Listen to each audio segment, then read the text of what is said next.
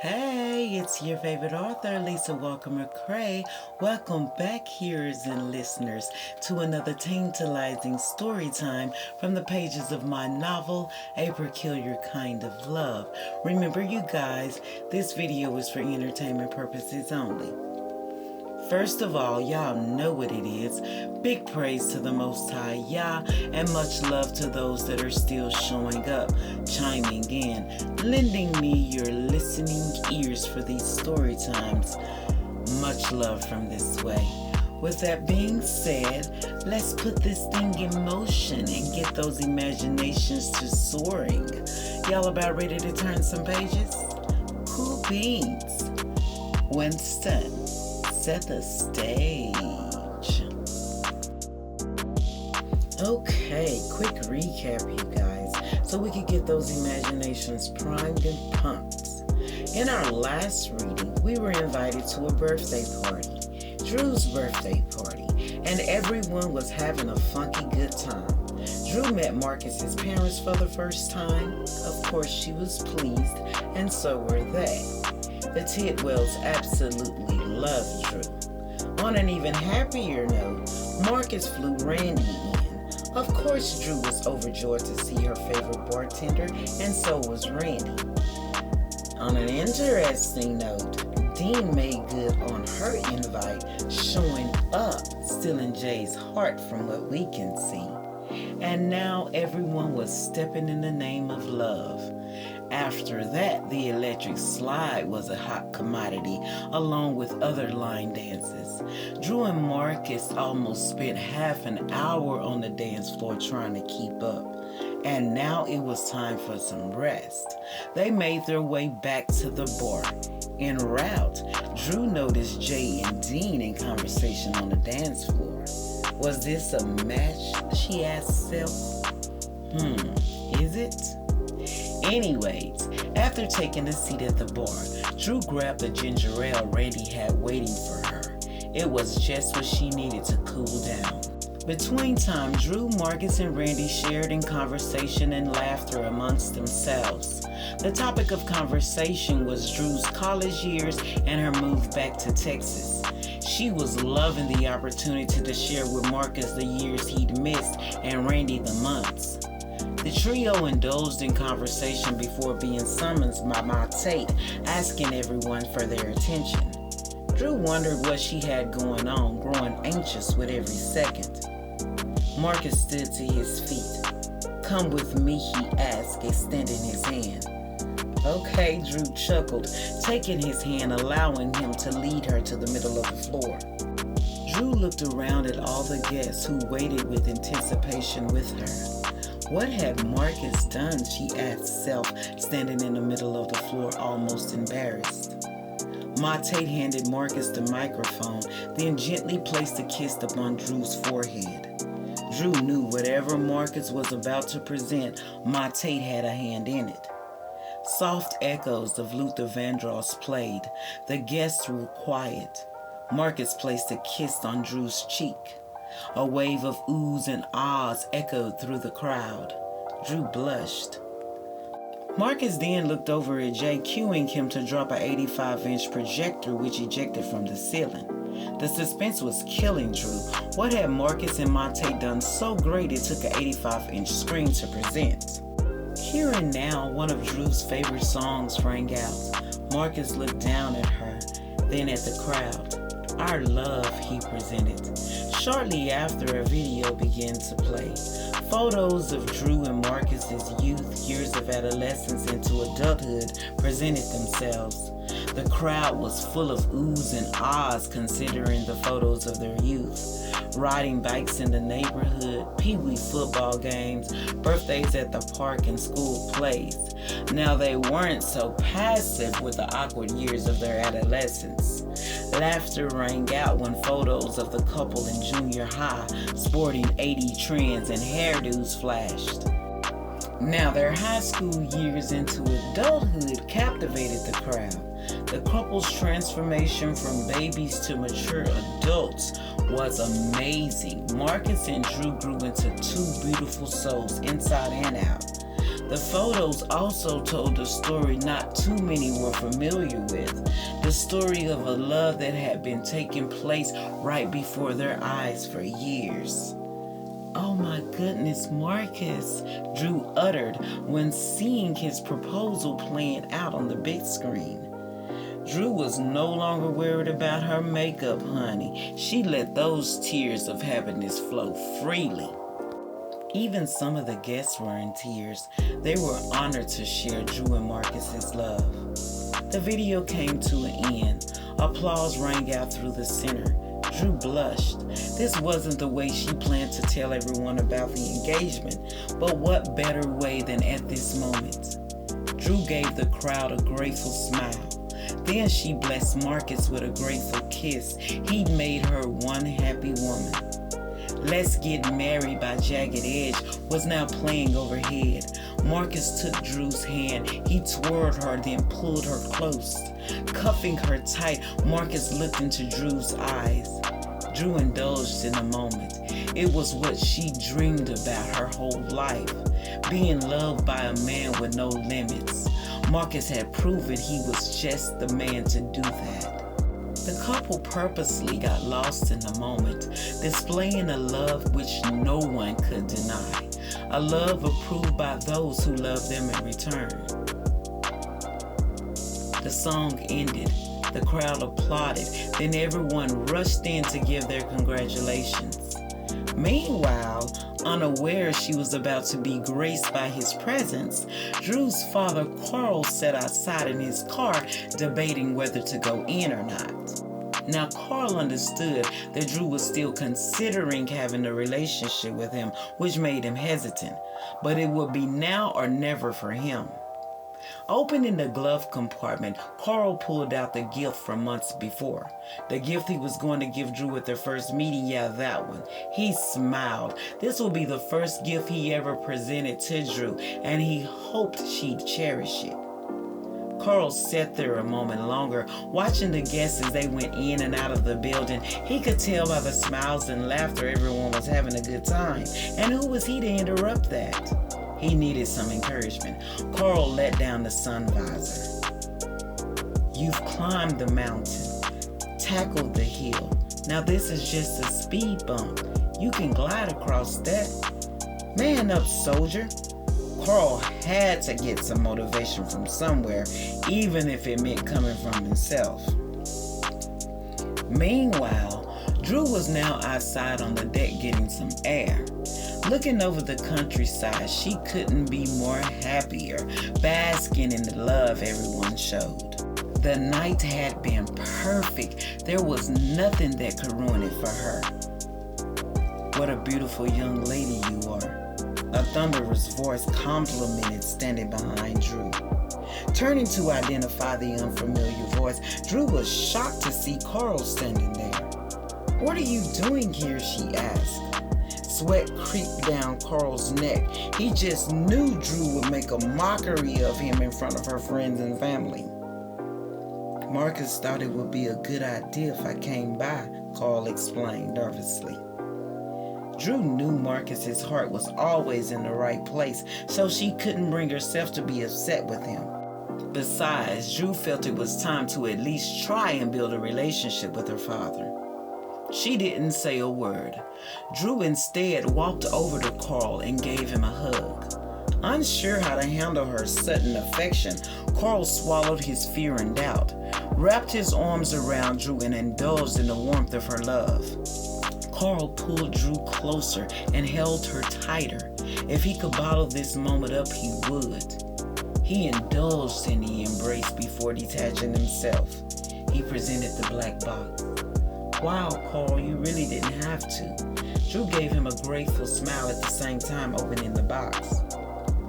Inside was a platinum necklace with a Center of Me diamond pendant attached. "Oh, Carl, you shouldn't have." The gift was more than enough for Drew.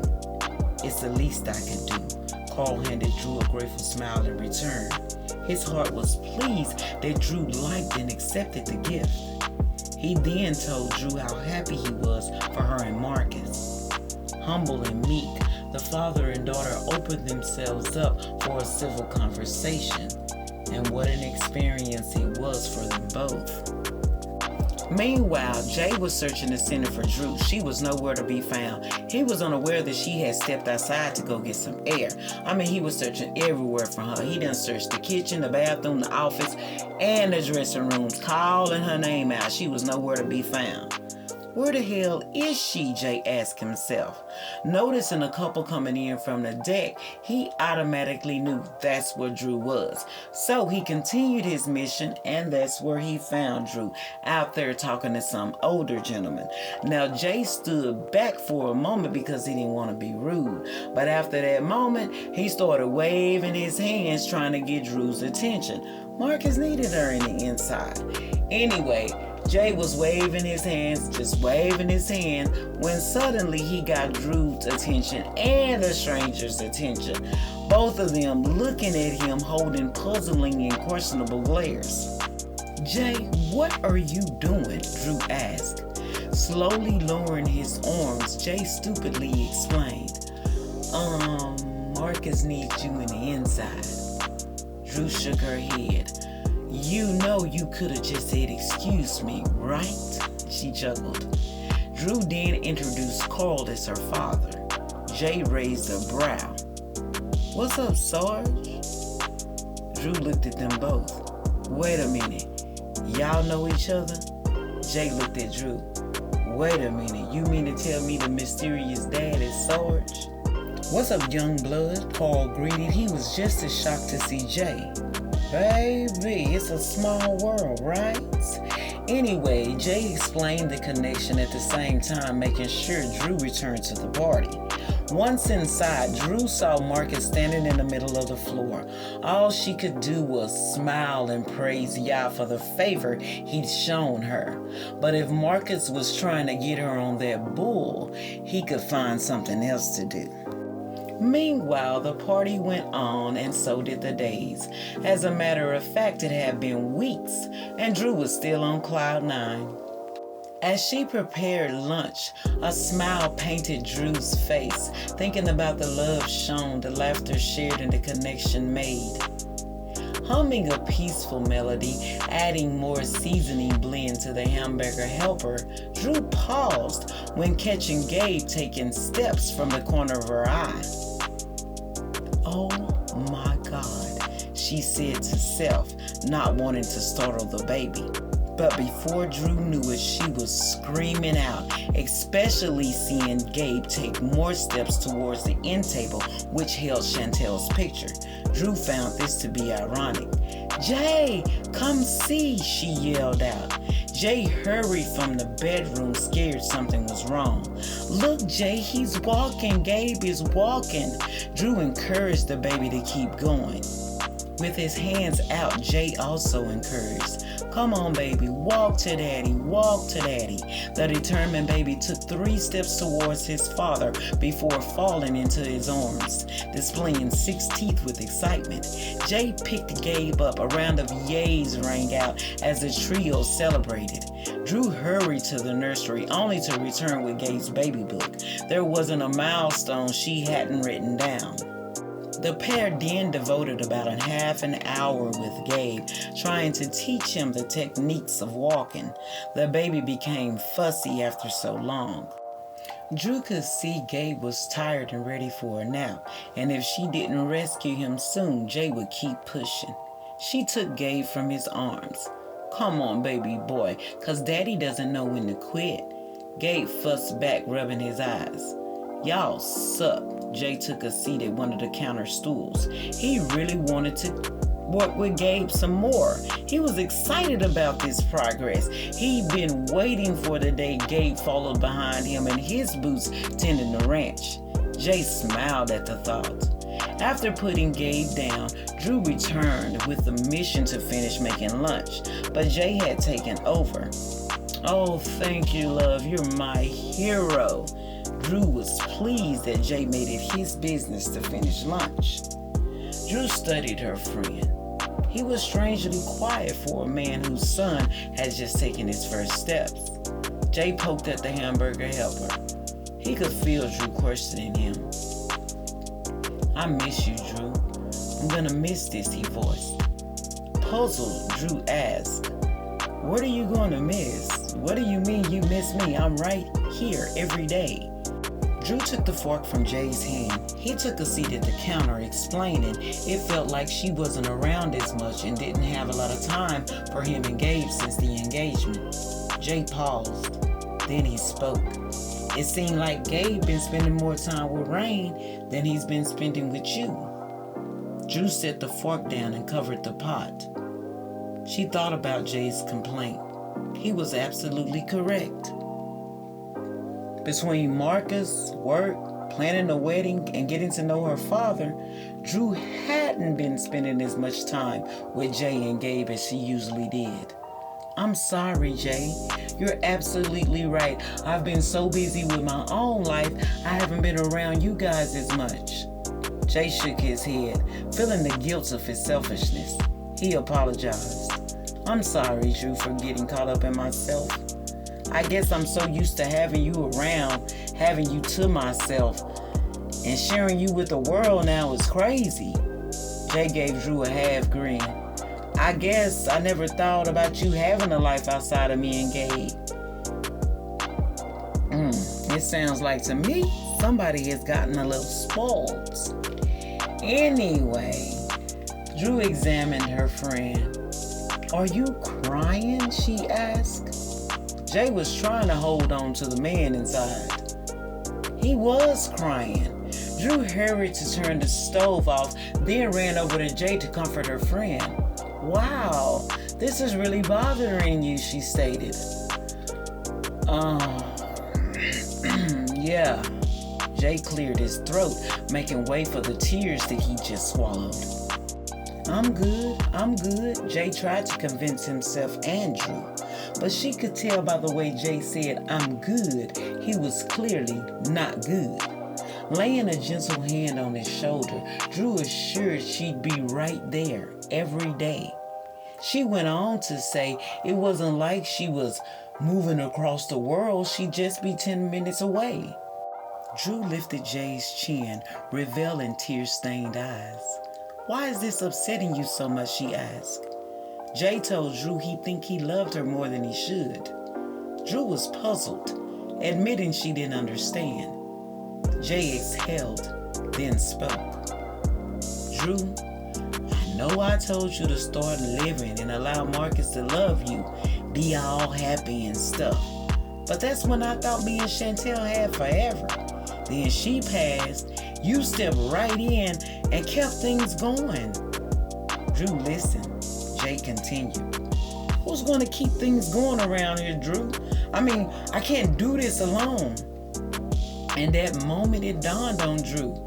It wasn't Jay's selfishness causing him to act with resentment, but his fear.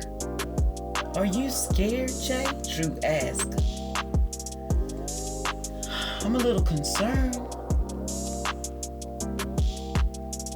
Are you serious, Jay? I mean, you're like an incredible father. There's no need to be worried.